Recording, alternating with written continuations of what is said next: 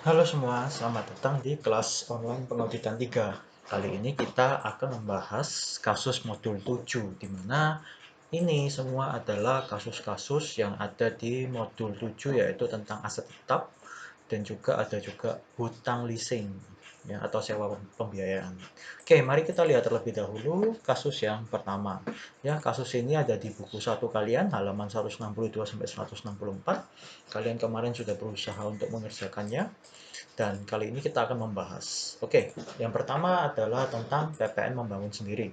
Di mana di sini perusahaan tidak atau lupa atau mungkin tidak tahu kalau mereka harus membayar PPN jika mereka ya, membangun bangunannya sendiri ya, memakai jasanya mereka sendiri. Dan ternyata pada saat direklasifikasi nilainya itu 1,5 miliar, dan 1,5 miliar ini sama sekali tidak dilakukan ya pembayaran atas PPN. Padahal seharusnya setiap bulannya itu ketika mereka membangun, mereka harus membayar ke kantor pajak. Jadi seharusnya mereka ada potensi terkena denda pajak, karena mereka sebenarnya kalau kalian lihat di buku 1 kalian ya, di halaman 162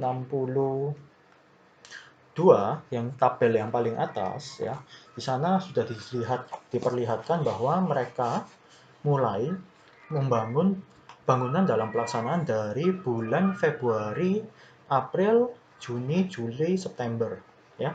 Padahal seharusnya setiap akhir Februari dia harus melapor atau membayar 10% dari nilai 250 jutanya ya. 30 April juga seperti itu, 25 Juni seharusnya mereka setiap bulan itu di akhir bulan itu mereka membayar di bulan berikutnya atas PPN membangun sendiri. Tapi dalam hal ini kita abaikan faktor denda, kita jurnal saja untuk utangnya secara keseluruhan. Jadi untuk PPN membangun sendiri ini terkena tarif 10%, dan juga DPP-nya itu 20% dikalikan dengan nilai perolehannya. Jadi mereka punya utang pajak ya, ini 10% kali 20% kali 1,5 M. Jadi mereka sesungguhnya secara keseluruhan itu harus membayar utang PPN sebesar 30 juta. Ya, jadi jurnalnya seperti ini. Dan utang PPN ini tentu saja masuk di dalam harga perolehan nilai aset. Karena ya, utang PPN keluaran ini itu sebenarnya menjadi bagian dari biaya perolehan untuk aset tetap tersebut. Oke, jadi seharusnya aset tetapnya bertambah 30 juta dan mereka masih punya utang PPN keluaran membangun sendiri 30 juta. Ya, seperti itu. Kita mengabaikan faktor denda ya, karena di buku juga tidak ada tulisan kalau mereka mendapatkan surat panggilan dari kantor pajak. Oke, jadi yang pertama seperti ini. Aset tetap bangunannya bertambah 10% ya, dari nilai 1,5 miliar. Oke, sekarang mari kita lanjut ke yang berikutnya, yaitu tentang kendaraan bermotor. Oke, kendaraan bermotor. 25 Juni membeli 3 unit truk dengan cara tukar tambah ya. Jadi ini tukar tambah. Ya, jadi sekali lagi kalau tukar tambah berarti kita membeli sesuatu dan juga kita melepas sesuatu atau menjual sesuatu supaya kita bayarnya nggak terlalu mahal. Oke, sekarang mari kita lihat. Kita membeli pada tanggal 25 Juni dengan harga 300 juta. Jadi sudah pasti jelas kendaraan itu nilainya, harga perolehannya 300 juta. Jadi seharusnya kalian sudah pasti menjurnal 300 juta di debit ya, pada kendaraan tentu saja. Oke, lalu di sini kita akan menghitung terlebih dahulu ya, truk Nissan. Truk Nissan yang ditukar itu, yang dijual, di mana ada informasi bahwa truk Nissan itu dulunya diperoleh 6 Juli 2017 dengan harga perolehan 80 juta dan akumulasi penyusutan 16 juta. Nah, di sini kita bisa jelas mengetahui bahwa nilai bukunya adalah 64 juta.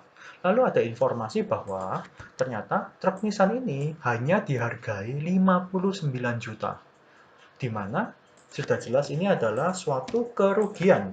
Kita menjual atau melepasnya terlalu murah. Ya, kita menjual atau melepasnya sebesar 4,6 juta lebih rendah. Ya, ini kerugian pasti. Oke, mari kita lihat jurnalnya terlebih dahulu. Jadi ini adalah jurnal yang ada di perusahaan. Jadi jurnal ini adalah ini yang ada di buku kalian, kendaraan bermotor pada kas ya. Karena mereka mengasumsikan bahwa um, nilainya sekian. Dari mana? Dari harga perolehan 300 juta dikurangi dengan nilai ini yang dihargai truk lamanya. Sehingga mereka berpikir, oh berarti kendaraan bermotor saya bertambah 240 juta. Ini pasti salah. Kenapa? Karena sekali lagi namanya tukar tambah, kalian dapat barang, kalian juga lepas barang ya. Jadi kendaraan yang kita lepas harus kita hilangkan dari laporan keuangan. 80 juta ini yang harga perolehan 80 juta dengan akumulasi 16 juta, ini dua ini harus kita hilangkan dari laporan keuangan ya. Kita hilangkan juga dari daftar aset tetap. Oke, jadi cara menghilangkannya kita menjurnal ya seperti ini ya. Kendaraan dikredit dan juga akumulasi penyusutan di debit. Ya, dengan begini hilang sudah kendaraan truk Nissan. Oke, lalu kita mengakui menjurnal kendaraan 300 juta karena memang kendaraan itu memang harga perolehannya nilainya adalah 300 juta, berarti kita jurnal 300 juta. Lalu kita juga mengakui adanya rugi pelepasan aset. Nah, ini 4 juta. Lalu pada kas, karena memang ini yang kita bayarkan ya, ini 240 juta. Jurnal yang seharusnya seperti ini. Nah, jadi jurnal penyesuaiannya tinggal kalian bandingkan dari jurnal umum perusahaan yang salah dan juga jurnal umum yang seharusnya. Ya, kita lihat perbedaannya dari hal kendaraan nominalnya berbeda. Berarti kita harus menambahkan nilai perolehan harga perolehan dari kendaraan, menambahkan 59 juta. Lalu perusahaan belum menjurnal ini dan ini. Nah, jadi kita tinggal masukkan ke sini. Oke. Lalu jadilah jurnalnya ya, seperti itu. Ya, kendaraan, akumulasi penyusutan, rugi dan pada kendaraan. Ini. Ini adalah jurnal penyesuaiannya. Oke. Kita lanjut. Lalu berikutnya ini adalah tentang leasing ya. Jadi kita ceritanya mau beli kendaraan tapi kok mahal ya. Jadi kita nyicil ya, namanya utang leasing, sewa guna usaha. Oke, dalam hal ini adalah capital lease. Kenapa? Karena di sini ada hak opsinya ini ya. Ada hak opsi. Nah, hak opsi.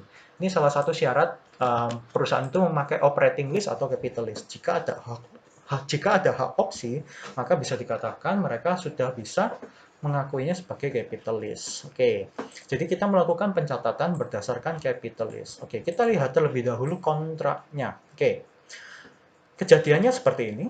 Ini adalah kejadian 5 Maret 2018. Perusahaan membeli 2 unit mobil Colt Mitsubishi dengan cara sewa pembiayaan. Ini leasing, sewa pembiayaan kepada PT Maju dengan rincian ini.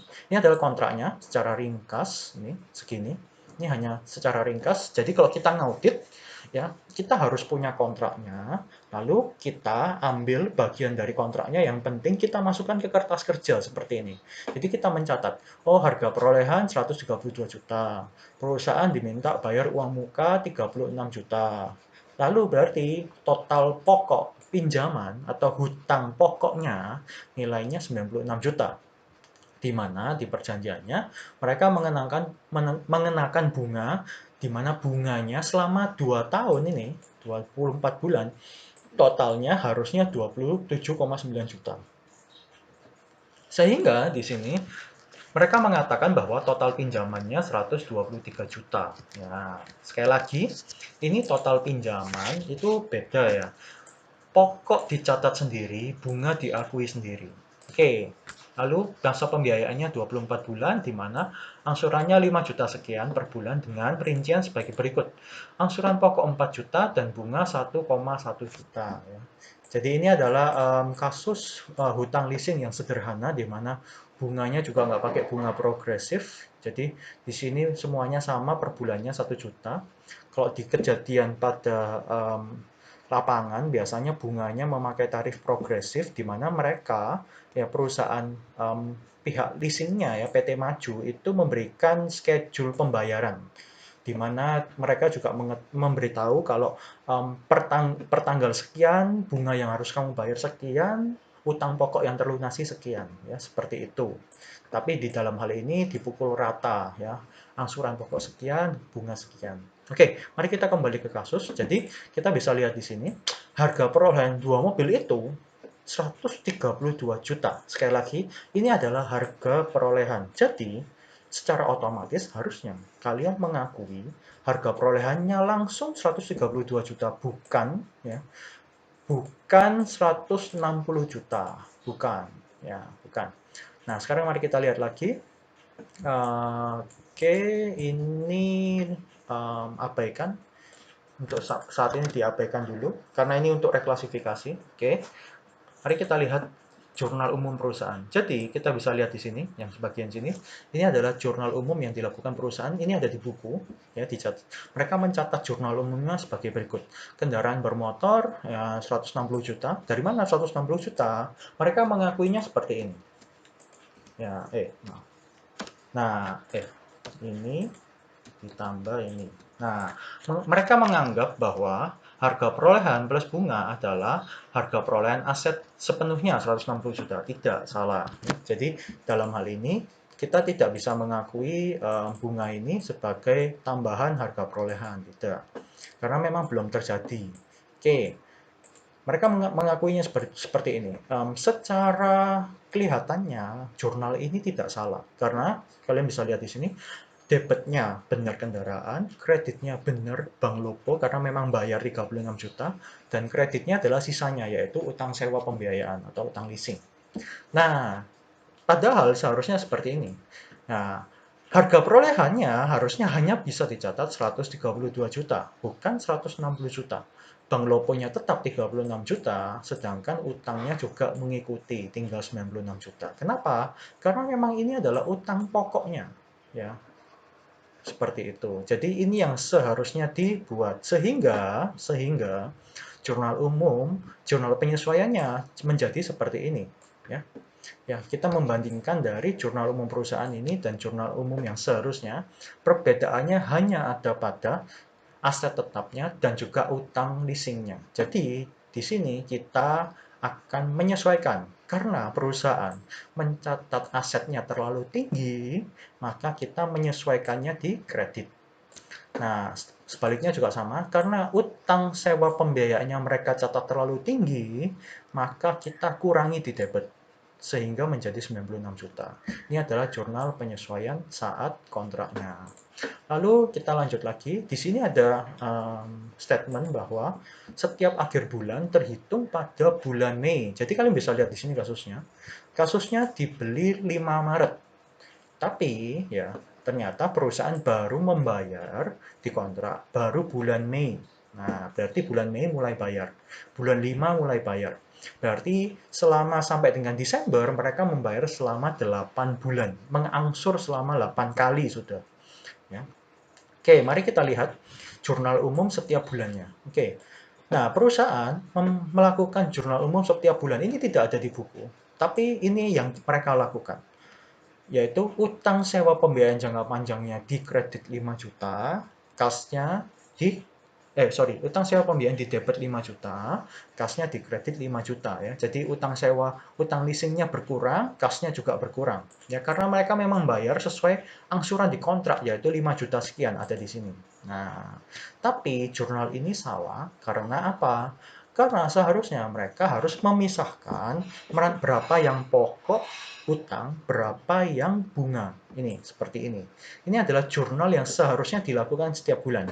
Utang sewa pembiayaannya di debit 4 juta, beban bunga sewanya di debit 1,1 juta. Sesuai ini.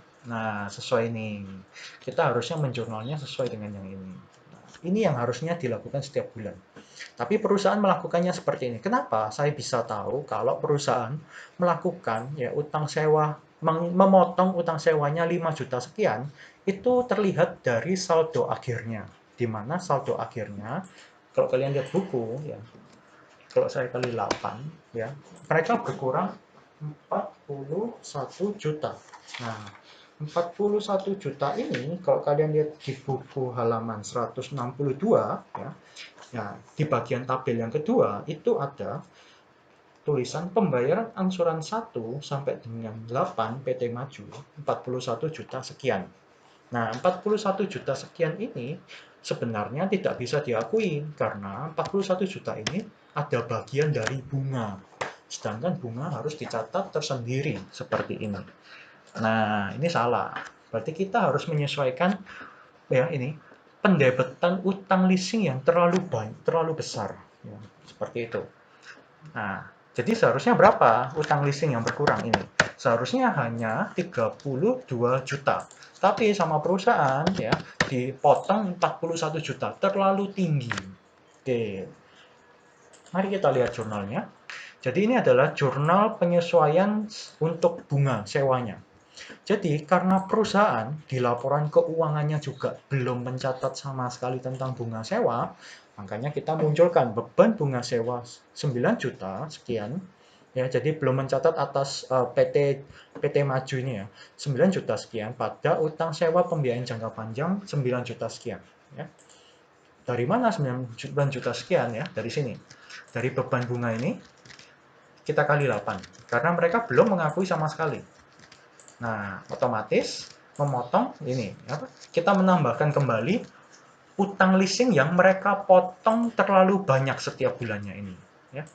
Jadi kita munculkan kembali sehingga nanti saldonya kembali benar. Lalu ada jurnal reklasifikasi. Ya. Jadi jurnal reklasifikasi ini, ya kalau kalian masih ingat, ini adalah asersi manajemennya, yaitu salah satunya adalah reklasifikasi.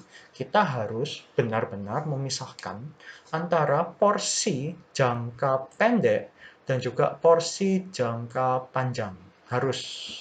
Karena ini adalah informasi yang sesungguhnya. Ya, dan harus ada di laporan keuangan supaya investor tidak keliru untuk membacanya.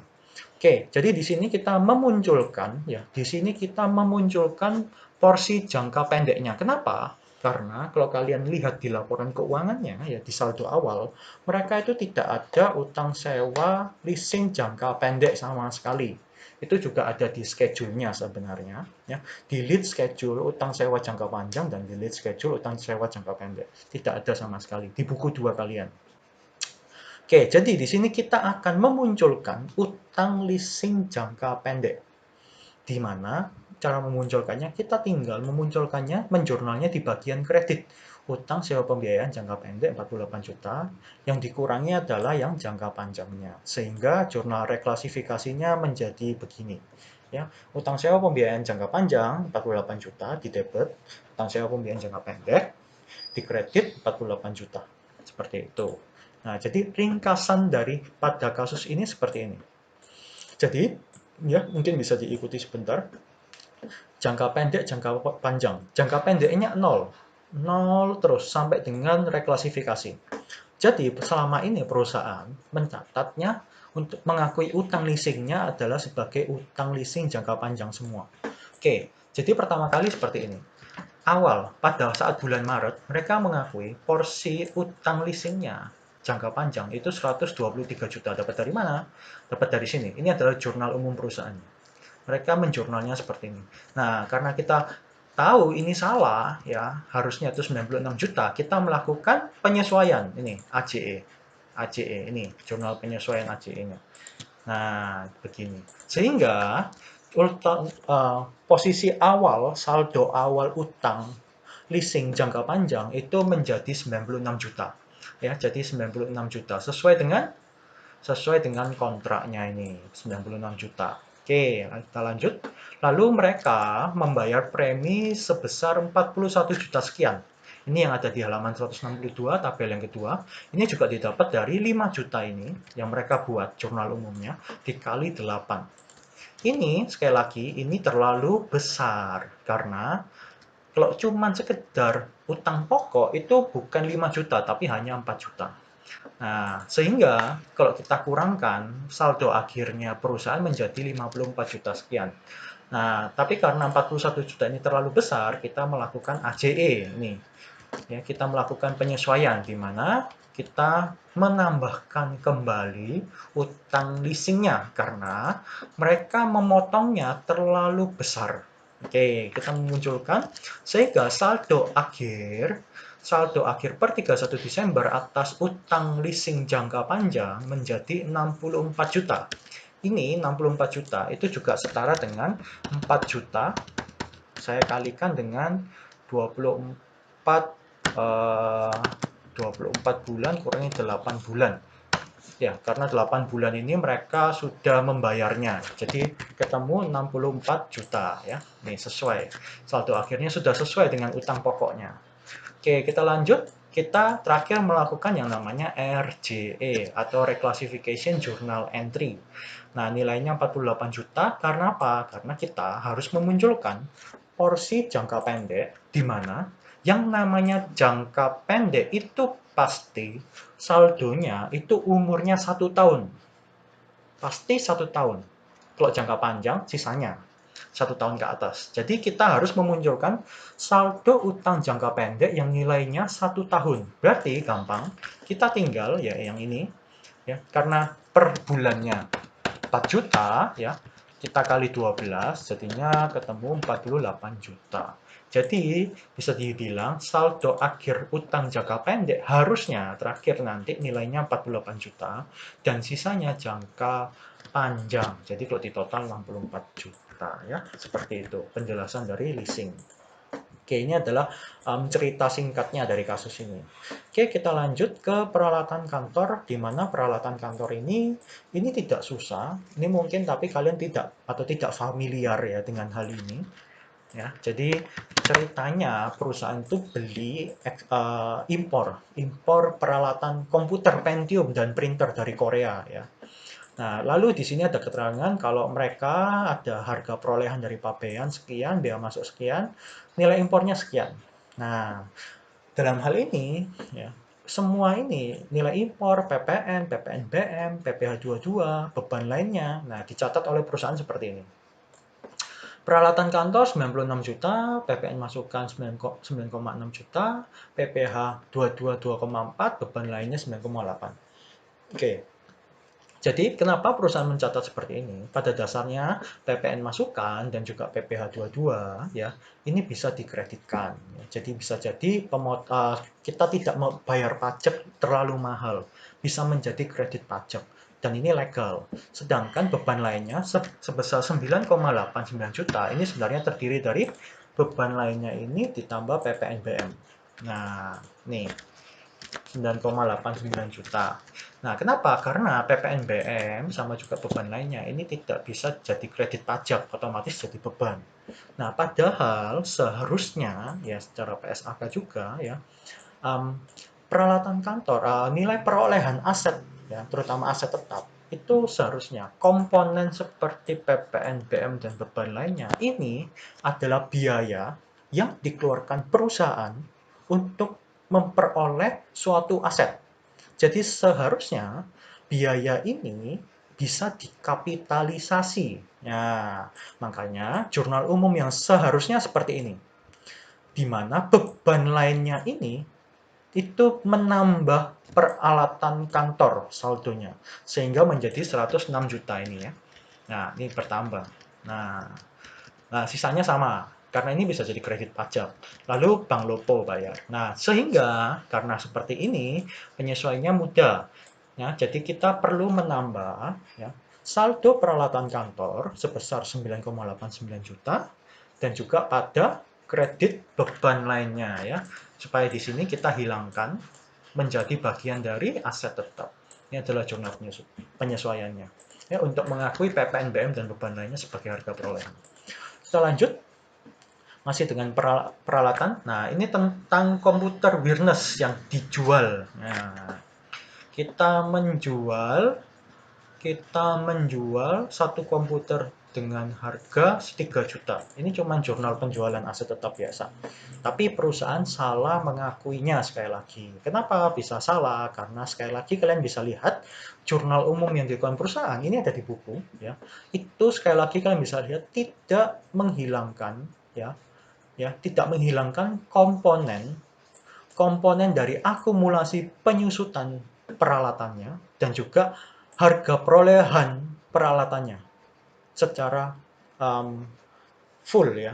karena peralatan kantor yang nilai 1 juta ini ceritanya mereka dapat dari nilai bukunya saja, atau tidak boleh. Oke, kita lihat di sini. Ini adalah jurnal umum yang ada di perusahaan, ini ada di buku. Jurnal umum yang seharusnya seperti ini.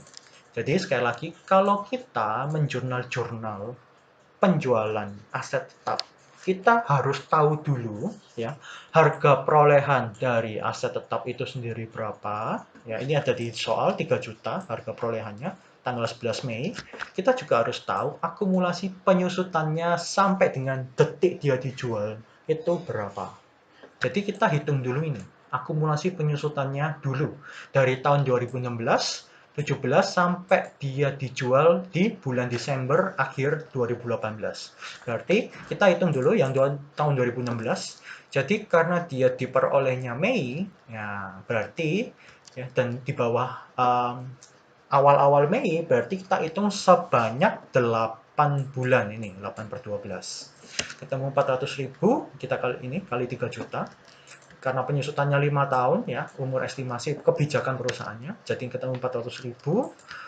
Lalu tahun 2017 full disusutkan 1 tahun, 600.000. Tahun 2018 juga full 1 tahun karena akhir Desember. Sehingga dapatlah angka akumulasi penyusutan Wirnes ini sebesar 1,6 juta.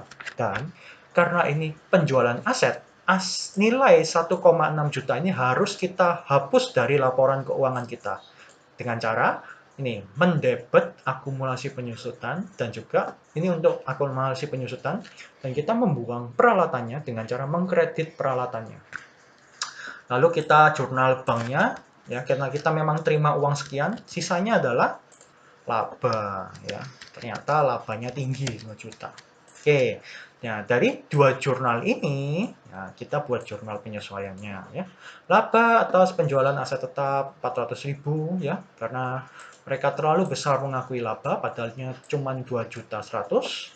Ya, lalu di sini akumulasi penyusutannya dia belum catat sama sekali, kita munculkan lalu peralatan kantor. Seperti itu. Lalu yang terakhir adalah utang sewa pembiayaan. Oke.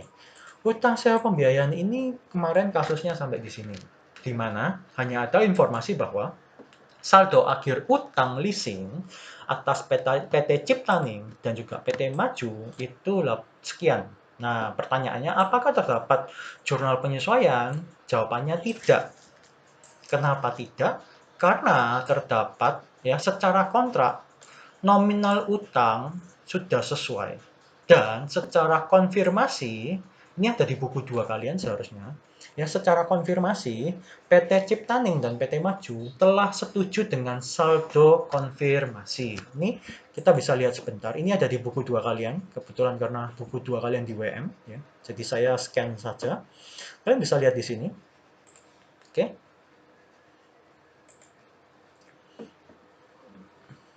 Oke, kita bisa lihat di sini. Ini adalah untuk PT Ciptaning, ya, di mana untuk PT Ciptaning dan yang satunya untuk PT Maju. Oke. Nah, di sini kalian bisa lihat bagian sini.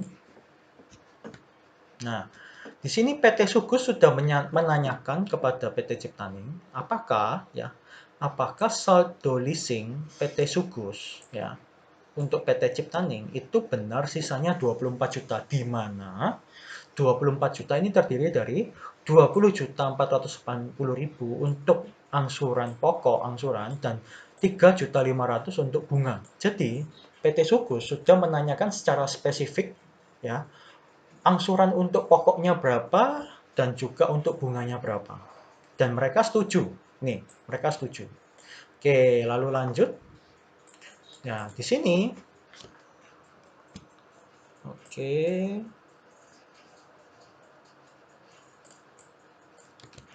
Oke. Kita lanjut yang di sini PT Maju. Nah, ini yang PT Maju.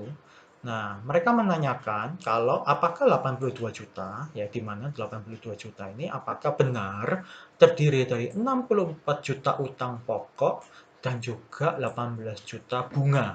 Nah, di sini mereka menanyakan apakah pokoknya benar 64 juta dan juga apakah bunganya benar. Dan jawabannya benar. Dan yang kita melakukan penyesuaian, ya, kita melakukan jurnal penyesuaian itu memang kita sudah menyesuaikan saldonya menjadi 64 juta.